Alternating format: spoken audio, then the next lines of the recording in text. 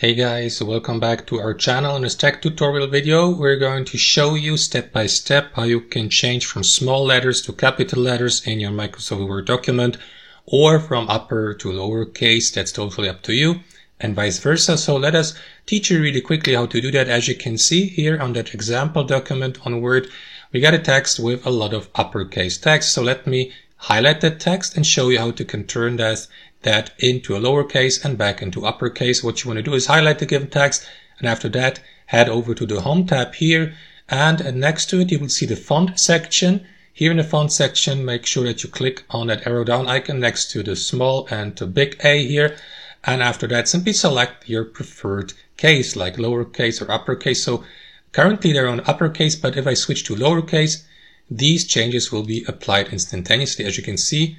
And back again to uppercase, click on that arrow down icon here, select uppercase, and there you go. That's how we switch from uppercase to lowercase, or from small to capital letters in Microsoft Word. Hope you enjoyed this video, got some value from it, and we'll see you next time.